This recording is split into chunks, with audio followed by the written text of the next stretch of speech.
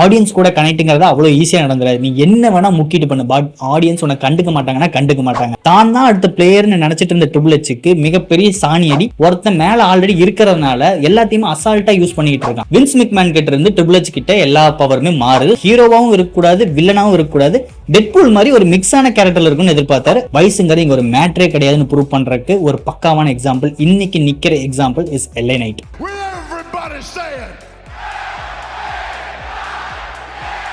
Wrestlers உங்க வீட்டு முன்னாடி தங்க மூட்டை போடுற வாத்து வந்து நிக்கிது. அதை கப்பு சிப்புன்னு கழுத்து பிடிச்சி தூக்கி உள்ள போட்டு அடகாத்த அந்த தங்க மூட்டை எடுத்து வித்து காசு பண்ணுவீங்களா, இல்ல அந்த தங்க மூட்டையை கீழே போட்டு உடச்சு ஆம்லேட் சாப்பிடுவீங்களா? ஏன்னா இந்த முட்டை WWE மேனேஜ்மெண்ட் அந்த தங்க மூட்டையை போட்டு உடச்சுக்கிட்டு இருக்காங்க. இங்க நான் தங்க முட்டைன்னு சொன்னது LA Knight.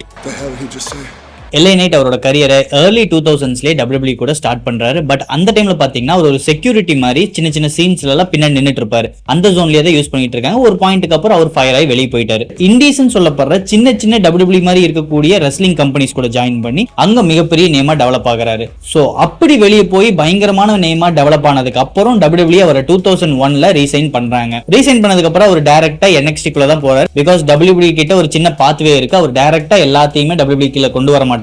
ஃபர்ஸ்ட் NXTங்கிற ஒரு ஏரியால வச்சு அங்க அவங்கள ட்ரெயின் பண்ணுவாங்க. இங்க கேமரா செட்டிங்ஸ் எப்படி இருக்கும், இங்க எப்படி பேசணும், சில சென்சார் வேர்ட்ஸ் எல்லாம் இருக்கு, அதெல்லாம் நீங்க எக்காரணத்தை கொண்டு பேசிட கூடாதுன்னு சொல்லி அவங்களுக்கு ஒரு பக்காவான ட்ரைனிங் மாடியூல் கொடுத்து அவங்க அதுல நல்லா எஸ்டாப்ளிஷ் ஆனதுக்கு அப்புறம் தான் அவங்க மெயின் ராஸ்டருக்குள்ள கொண்டு வருவாங்க. ஏன்னா LA Knight பயங்கரமான மைக் ஸ்கில் இருக்கிற ஆள். பட் அவருக்கு சென்சாருங்கிறது கிடையாது. சில பாயிண்ட்ல சில கெட்ட வார்த்தையை அவர் பேசிடுவாரு. WWEங்கிற பெரிய கம்பெனிக்குள்ள வரும்போது அது ஒரு PG எரா. ஏன்னா குழந்தைங்க பார்க்கும்போது சில சென்சார் வேர்ட்ல யூஸ் பண்ணக்கூடாதுன்னு சொல்லி WWE ரொம்ப கிளியரா இருப்பாங்க. ஏன்னா அவங்க டெலிவிஷன் சேனலுக்கும் பிராட்காஸ்ட் உரிமை கொடுத்திருக்காங்க. சோ சில டர்ம்ஸ் அண்ட் கண்டிஷன்ஸ் அவங்க ஃபாலோ பண்ணி தான் ஆகணும். இதுக்காக ஃபர்ஸ்ட் அவங்க NXT குள்ள போடுவாங்க. LA Knightடும் அதே மாதிரி NXT குள்ள போய் அவர் நல்லா டெவலப் பண்ணிக்கிறாரு. பட் NXTங்கிறது ஒரு டெவலப்மெண்டல் ஜோன் தான். சோ அதுக்குள்ள நடந்த விஷயத்தை நம்ம பெருசா பார்க்க வேணாம். அதில் இருந்து அவர் மெயின் ராஸ்டருக்குள்ள வந்ததுக்கு அப்புறம் என்ன நடந்துச்சுங்கிறத நம்ம பார்க்க போறோம். 2021ல NXT குள்ள போன LA Knight 2022 ஏப்ரல் மந்த்ல ஸ்மாக்டவுன் எபிசோட்ல அவர் டெபியூ கொடுக்குறாரு. பட் அவரோட பேர் அப்ப LA Knight கிடையாது. அது மேக்ஸின் டூப்ரின் பேரை மாத்திட்டாங்க. அவருக்கு ஆக்சுவலா ஒரு சண்டை போற ரோலே கிடையாது. அவர் ஒரு மேனேஜர் ரோல். மேக்ஸிமம் மேல் மாடல் ஒரு டீம் இருக்கு. அதுல 2 மேல் மாடல் இருக்காங்க. அந்த மாடல்ல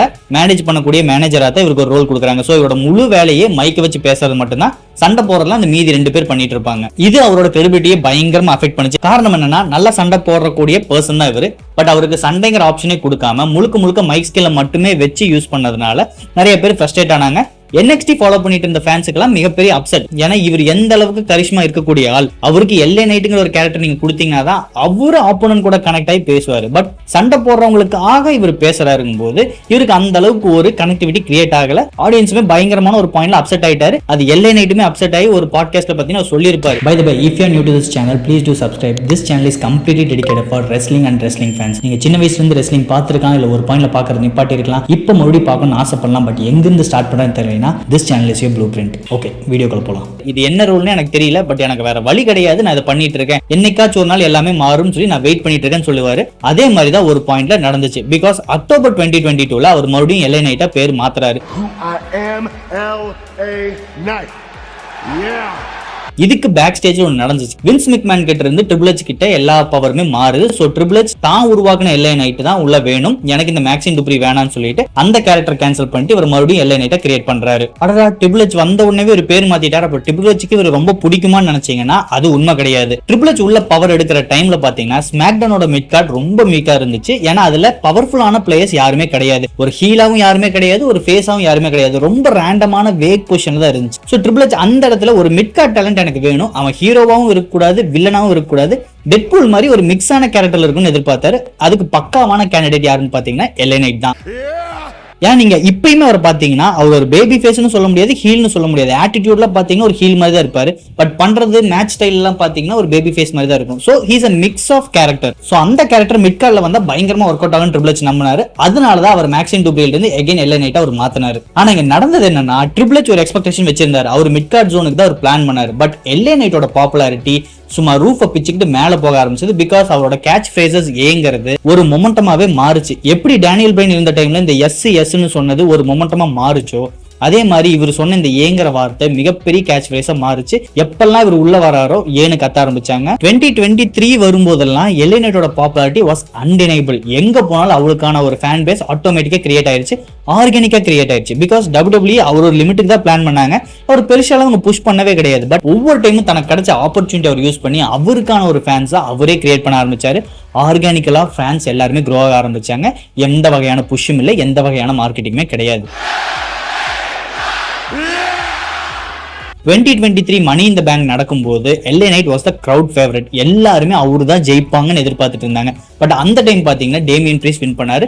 லிட்டரலா LA Knight அந்த சூட்கேஸை கையில வச்சதுக்கு அப்புறம் டேமியன் பிரீஸ்ட் அவர் தூக்கி கீழே போட்டு வின் பண்ணாங்க. ஒரு மிகப்பெரிய அப்செட். சரி பரவாயில்ல, டேமியன் பிரீஸ்ட் தான் ஜெயிச்சாரு. ஏன் ஜெயிச்சாரு உள்ள பாத்தீங்கன்னா அவரு ட்ரிபிள் எச்சோட ஃபேவரட் பர்சன். அவரு ஃபேவரட்டா கிரியேட் பண்ண ஜட்ஜ்மெண்ட் டே டீமோட லீடர் அவர் தான். இதை நம்ம மட்டும் ஃபீல் பண்ண கிடையாது. போஸ்ட் மேட்ச் இன்டர்வியூ வச்சாங்க. இன்டர்வியூ வச்சப்ப கூட அங்கிருந்த ஜேர்னலிஸ்ட் எல்லாமே ட்ரிபிள் எச் கேக்குறாங்க, நீங்க ஏன் டேமியன் பிரீஸ்ட் கொடுத்தீங்க, ஏன் LA Knight நீங்க சூஸ் பண்ணி கேட்கும்போது ட்ரிபிள் எச் சொல்றாரு, வெயிட் பண்றவங்களுக்கு மிகப்பெரிய ஆப்பர்ச்சுனிட்டிஸ் வரும், என்ன நம்புங்க. பிகாஸ் LA Knight தான் ஃபேவரட்ங்கிறது எனக்கு உள்ள மேட்ச் ஆரம்பிக்கும் போதே தெரிஞ்சிருச்சு. ஆடியன்ஸ் எல்லாருமே அவர் பின்னாடி தான் இருந்தாரு. பட் இப்ப LA Knightக்கான மொமெண்டம் கிடையாது, அவருக்கான டைம் வரும், ப்ளீஸ் வெயிட்னு சொன்னாரு. நம்மளும் சரி ஓகே அதுதான் உண்மை போல அப்படின்னு நம்பணும். சரி, அப்படி வின் பண்ண டேமியன் பிரீஸ்ட் என்ன பண்ணாருன்னு பாத்தீங்கன்னா அந்த சூட்கேஸை வச்சு he actually won the belt. Okay சந்தோஷம், பெல்ட் வின் பண்ணாரு. பட் இன்னைக்கு அவரு WWE சாம்பியனா இருந்தாருன்னு கேட்டீங்கன்னா உங்களுக்கு ஞாபகம் இருக்குமா? பல பேருக்கு ஞாபகமே இருக்காது. அந்த அளவுக்கு ஒரு வீக்கஸ்டான டைட்டில் ரெயின் தான் டேமியன் பிரீஸ்ட் வச்சிருந்தாரு. சோ லிட்டரலா அந்த சூட்கேஸ் வேஸ்ட் தான் நம்ம சொல்லணும். சரி, அது ஒரு சைடு ஆங்கிள் நம்ம ஒதுக்கிடுவோம். சரி, ட்ரிபிள் எச் தான் சொன்னார்ல வெயிட் பண்றவங்களுக்கு நல்ல மொமெண்டம் கிடைக்கும். அப்படி நம்ம வெயிட் பண்ணி பார்க்கும்போது சடனா LA Knight பாத்தீங்கன்னா within few months Roman Reigns கூட ஆப்போனண்டா போய் நிக்கிறாரு. ரோமன் ரெயின்ஸ் அந்த டைம்ல வாஸ் அ டாமினன்ட் சாம்பியன். அவர் யாருனாலுமே தொட முடியல. அப்படி இருக்க ரோமன் ரெயின்ஸ் கூட இப்படி டெவலப் ஆன LA Knight கொண்டு வந்து வைக்கிறாங்க. பட் அது ஆரம்பிக்கிறதுக்கு முன்னாடி நமக்கு ரிசல்ட் என்னன்னு தெரியும். பட் ஸ்டில் LA Knight அவரால் எந்த அளவுக்கு புஷ் பண்ண முடியுமோ அந்த அளவுக்கு ப்ரோமோ வச்சு ஒரு பேட்டில் நல்லாவே கிரியேட் பண்ணாரு. ஒரு பாயிண்ட் எல்லாம் பாத்தீங்கன்னா ஐகானிக் ஃப்ரேமே நமக்கு கிடைச்சது. LA Knight நின்னுட்டு இருப்பாரு, அவரோட கண்ணாடியில ரோமன் ரெயின்ஸை காட்டுவாங்க. அது இன்னைக்கு வரைக்கும் யூஸ் பண்ணக்கூடிய ஒரு பக்காவான டெம்ப்ளேட். சோ ஆரம்பிக்கிறதுக்கு முன்னாடி நமக்கு ரிசல்ட் தெரியும் LA Knight கண்டிப்பா அதுல ஜெயிக்க போறது இல்ல. பிகாஸ் ரோமன் ரெயின்ஸை டிஃபீட் பண்ணக்கூடிய ஒரே ஆள் அந்த டைம்ல கோடி ரோட்ஸ்ங்கிறது எல்லாத்துக்குமே தெளிவா தெரியும். சோ இது ஒரு ஃபேக் ப்ராமிஸ் தான். நம்மளும் சரி அதை நம்பிட்டு சரி மேட்சா பாப்போம்னு சொல்லிட்டு மேட்ச் மட்டும் தான் என்ஜாய் பண்ணோம். பட் அது LA Knightக்கு இன்னொரு மொமெண்டமான புஷ் கொடுத்துச்சு. அது வரைக்கும் மிட் கார்ட் ஜோன்ல இருக்கிறவர் ஓகே இதுக்கு மேல இவர் மிட் கார்ட் கிடையாது, இவரை டாப்ல புஷ் பண்றாங்க நம்ம நம்ப வச்சதுக்கான ஒரு பாயிண்டா நினைச்சோம். பட் அதுக்கு மேல அது டிசப்பாயிண்டிங் தான் போச்சு. பிகாஸ் அந்த மேட்ச் முடிஞ்சதுக்கு அப்புறம் அவர் மறுபடியும் மிட் கார்ட் ஜோனுக்கே கொண்டு வந்துட்டாங்க. மிட் கார்ட்லயே சில நாட்கள் ஓடுது. சரி WWE இவரோட பாப்புலாரிட்டி இறங்கிருன்னு நினைச்சா எங்கெல்லாம் இவர் போறாரோ இவரோட பாப்புலாரிட்டி ஏறிக்கிட்டே போகுது. ஒருத்தனை நீங்க போட்டு அடக்கி வைக்க அவன் உடச்சிக்கிட்டு ஒரு நாள் வெளியே வருவான்னு சொன்னது இவருக்கு பக்காவா பொருந்துச்சு. எந்த ஸ்டேடியத்துக்கு போனாலும் ஆடியன்ஸ் ஆட்டோமேட்டிக்கா ஏன்னு கத்தி இவருக்கான ஒரு ஆடியன்ஸ் ஃபேன் கிரியேட் பண்ணிக்கிட்டே இருந்தாங்க. மீண்டும் 2024 மணி இந்த பேங்க் மேட்ச் நடக்கும்போது எகெயின் LA Knight தான் கிரௌடோட ஃபேவரட். பட் இந்த டைம் வின் பண்ணது யாருன்னு பாத்தீங்கன்னா ட்ரூ மெக்கன்டையர். பட் இந்த வின்ன நான் தப்பு சொல்ல மாட்டேன். 2024 பெஸ்ட் ஸ்டோரி லைன் என்னன்னு பாத்தீங்கன்னா CM Punk vs Drew McIntyre. So இவங்க ரெண்டு பேர்த்தோட ரைவலரிக்காக இந்த சூட்கேஸ் ஆக்சுவலா யூஸ் பண்ணாங்க. எஸ் LA Knight ஜெயிச்சிருந்தா நல்லா இருந்திருக்கும். பட் ஸ்டில் அவர் ஜெயிக்கலைனாலும் ட்ரூ மெக்கன்டையர் ஜெயிச்சு அந்த அன்னைக்கு நைட் அதை கேஷ் இன் பண்ணாரு. பட் CM Punk அதை கெடுத்து விட்டதுனால அவர் பெல்ட் ஜெயிக்கல. Suitcase literally went for nothing. அது அவங்களோட ரைவலரிக்கு மிகப்பெரிய ஹெல்ப் பண்ணுச்சு. 2024 best rivalry I would say CM Punk vs Drew McIntyre. Chance கிடைச்சா அந்த ரைவலரி போய் பாருங்க. All 3 matches are best. சரி, LA Knight அதோட முடிஞ்சிட்டாருன்னு பாத்தீங்கன்னா இல்ல, WWE திடீர்னு நல்லவங்களா மாறி சரி ஓகே இனி LA Knight புஷ் பண்ணலாம்னு சொல்லிட்டு அவருக்கு ரெசல்மேனியால லோகன் பால் கூட மேட்ச் வச்சு he became US champion. அது WWE பண்ண one of the perfect move. Because Logan Paul பாத்தீங்கன்னா ஒரு ஆல்ரெடி a celebrity. சோ அவர் எப்ப வருவார்னு பார்த்தா நமக்கே தெரியாது. ரேண்டமா தான் அப்பியர் ஆவாரு. ஹார்ட்லி 1-2 மேட்ச் தான் போட்டாரு. பட் பெல்ட் அவரோட ரெயின் பாத்தீங்கன்னா 100 டேஸ் மேல போயிட்டு இருக்கு. காரணம் என்ன, அந்த மனுஷன் வரதே இல்ல. பெல்ட் அவர் கையிலேயே தான் இருக்கும் போது டேஸ் மட்டும் தான் ஓடிட்டு இருந்துச்சு. அந்த சாம்பியன்ஷிப்க்கு ஒரு ரெலவன்சி கிரியேட் ஆகவே இல்ல. சோ அந்த மொமெண்டத்துல LA Knight ஜெயிச்சோன்னே எல்லாருமே எதிர்பார்த்தாங்க இப்படிதான் ஜான்சனோட கரியரும் ஸ்டார்ட் ஆச்சு. அவரு US சாம்பியன் ஜெயிச்சதுக்கு அப்புறம் தான் அவரோட புஷ் பயங்கரமா மேல போச்சு. சோ LA Knight ஒரு வழியா புஷ் பண்ண ஆரம்பிச்சிட்டாங்க. நம்ம எதிர்பார்த்தோம். பட் நம்மளுக்கு டிசப்பாயிண்டிங் தான் கிடைச்சது. ஒரு மேட்ச் யார் கூட எல்லாம் போட்டாங்கன்னு பாத்தீங்கன்னாவே தெரியும் அவர் எந்த அளவுக்கு அவங்க ட்ரீட் பண்ணாங்கன்னு. Santos Escobar, Ludwig Kaiser, Andrade, Carmelo Hayes இவங்க எல்லாருமே பக்காவான மிட் கார்ட். எந்த ஒரு மேட்சுமே ஒரு ஸ்டோரி லைன்ங்கிறது கிரியேட் பண்ணவே கிடையாது. ஃப்ரைடே நைட் சண்டை போடுவாங்க, திடீர்னு அவங்களுக்குள்ள ஒரு மேட்ச் வந்துடும், they'll have a match. இப்படித்தான் ரேண்டமா போயிட்டு இருந்துச்சு. சோ ரொம்ப டிசப்பாயிண்டிங்கான ஒரு சாம்பியன்ஷிப் ரெயின் தான் அது. திடீர்னு பாத்தீங்கன்னா சின்ஸ்கே நாகமுரா பல நாட்களுக்கு அப்புறம் கெட்டவரா மாறி ஹீலா வந்து நிக்கிறாரு. சோ ஹீலா ஒருத்தர் புதுசா மாறி வரும்போது obviously he will take the win. LA Knight lost his belt and Shinsuke Nakamura became new US champion. சரி, இதுக்கப்புறம் LA Knight world championship side move ஆவான்னு பாத்தீங்கன்னா கிடையாது. மறுபடியும் அதே மிட் கார்ட்ல தான் இருந்தாரு.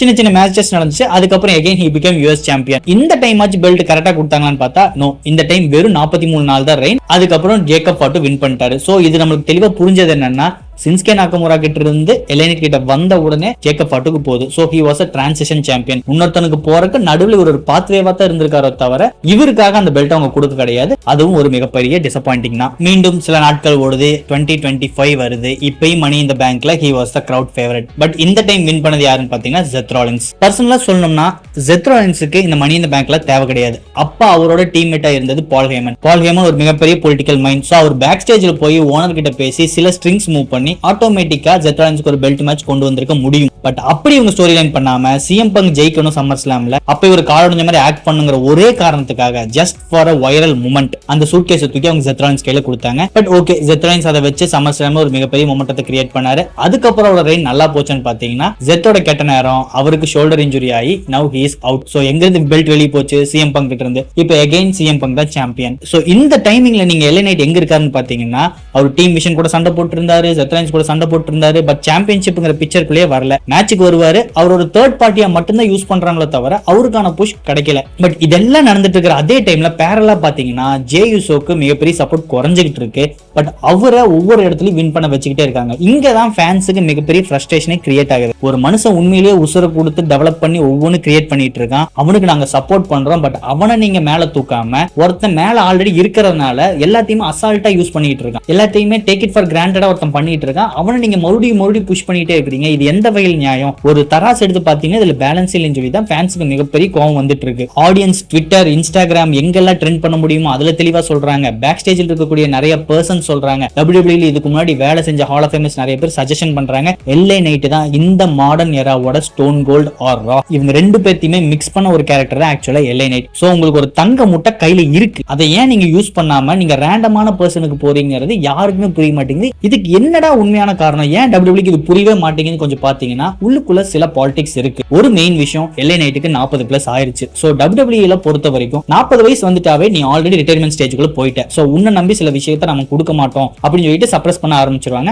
அதுதான் இவருக்கு நடக்குது. இன்னும் கொஞ்சம் இன்டெப்தா போய் பாத்தீங்கன்னா ட்ரிபிள் எச்க்கு எல்ஏ நைட் மேல பர்சனலா சில வெஞ்சன்ஸ் இருக்கலாம். ட்ரிபிள் எச் டெவலப் ஆகி வர்ற டைம்ல எங்க இருந்து வந்தாங்கன்னே தெரியல, திடீர்னு ஸ்டோன் கோல்ட் ராக்னு ஒரு 2 ஐகான் வந்து நின்னுட்டாங்க. தான் தான் அடுத்த பிளேயர்னு நினைச்சிட்டு இருந்த ட்ரிபிள் எச்க்கு மிகப்பெரிய சாணி அடி. அதுதான் உண்மை. ஏன்னா இவங்க 2 பேரும் எல்லாத்தையுமே சாப்பிட்டு முழுங்கிட்டு உச்சகட்டம், அதாவது இது வரைக்கும் ரெஸ்லர்ஸ் பார்த்த உச்சகட்டத்துல போய் இவங்க 2 பேரும் நிக்கிறாங்க. அப்படிங்கும்போது ட்ரிபிள் எச்க்கு இந்த வயிற்றுச்சுங்கிறது மனசுக்குள்ள இருந்திருக்கலாம். அது இந்த 2 பேர்த்தோட கேரக்டர் மிக்ஸ் ஆகி எல்ஏ நைட் ஒருத்தர் இப்ப கண்ணு முன்னாடி வந்து நிக்கிறான். எனக்கு கீழே தான் வேலை செய்யறாங்கறனால மேபி பழி வாங்கறதுக்கு ஒரு நல்ல ஆப்ஷன் கிடைச்சதுன்னு வேணும்னே அதை பண்ணலாம். ஏன்னா ட்ரிபிள் எச் பயங்கரமான ஈகோ இருக்கக்கூடிய ஒரு பர்சன் தான். அவர் ஒரு காலத்துல ஈகோங்கிற உச்சகட்டத்துல சுத்திட்டு இருந்தாரு. இப்ப மேனேஜ்மெண்ட் ரோலுக்கு வந்ததுக்கு அப்புறம் அதெல்லாம் கொஞ்சம் கொஞ்சமா குறைச்சிக்கிட்டாரு. வயசாக சில பக்குவங்கள் வரலாம். பட் எல்ஏ நைட் விஷயத்துல அது வரலையோங்கிறது தான் மிகப்பெரிய சந்தேகமா இருக்கு. இது எல்லாத்துக்கு மேல சில வாரத்துக்கு முன்னாடி எல்ஏ நைட் உள்ள என்ட்ரி வரும்போது ஒரு ஃபேன் வந்து ஒரு போர்டு வச்சிருக்கான், we want LA Knight not Jey Uso னு ஒன்னு வச்சிருக்கான். அந்த போர்டை தூக்கி ஒரு கேமரா முன்னாடி புடிச்சே நின்னுட்டாரு. அது ட்ரிபிள் எச் இல்ல பின்னாடி இருக்கிற மேனேஜ்மெண்ட்டை பயங்கரமா ஹர்ட் பண்ணிருக்கும். அதனாலதான் கடந்த 2 வாரமா ஒரு ரா எபிசோட்லயே சுத்தமா வர கிடையாது. அவருக்கு ஒரு 2 மினிட்ஸ் பேக் ஸ்டேஜ்ல ஒரு இன்டர்வியூ தான் கொடுக்குறாங்க. அந்த இன்டர்வியூமே ஒரு பேசிட்டு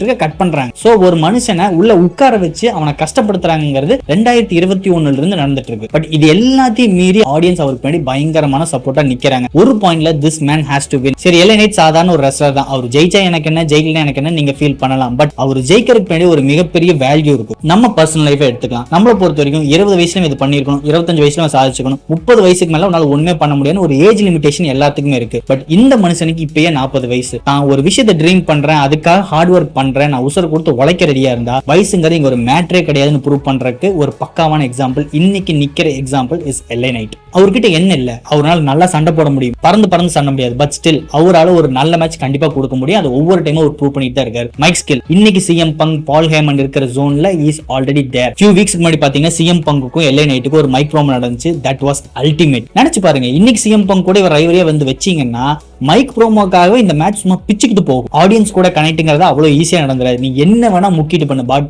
ஆடியன்ஸ் உனக்கு கண்டுக்க மாட்டாங்கன்னா கண்டுக்க மாட்டாங்க. அப்படிங்கிற ஆடியன்ஸே உனக்கு பின்னாடி தூண் மாதிரி நிக்கிறாங்க. அதுவும் WWE ஒரு மேக்னெட்டிக் மெஷின் எதுவுமே பண்ண கிடையாது. எல்ஏ நைட் தான் சொந்த உழைப்பால அத்தனை ஆடியன்ஸே அவர் பின்னாடி வந்து நிக்க வச்சிருக்காரு. பர்சனலா ஆர்கானிக்கா க்ரோ ஆயிருக்காரு. ஒவ்வொரு மேட்சுமே அவர் போடும்போது, ஒவ்வொரு பஞ்சஸுமே அவர் விடும்போது ஆடியன்ஸ் ஏன்னு அவர் கூட கத்திட்டு நிக்கிறாங்க. இதுக்கு மேல உங்களுக்கு என்ன வேணும்? ஒரு சூப்பர் ஸ்டார் உங்க கையில நிக்கிறாங்க. அந்த ஸ்டாரை நீங்க பெல்ட் கொடுத்து ஒரு பாயிண்ட் புஷ் பண்ணா போதும், everything will come into place. But WWE ஏனும் அந்த விஷயத்தை பண்றதுக்கு மறுக்குது. என்னோட நம்பிக்கை there will be a point where LA Knight சாம்பியனா மாறுவார் and the whole stadium is gonna erupt. But இவங்க ஏன் அவரை புஷ் பண்ண மாட்டேங்கிறாங்க, சாம்பியன்ஷிப் லெவலுக்கு கொண்டு போக மாட்டேங்கிறாங்கன்னு சுத்தமா தெரியல. பட் ஆடியன்ஸான நாங்க we always stands with LA Knight.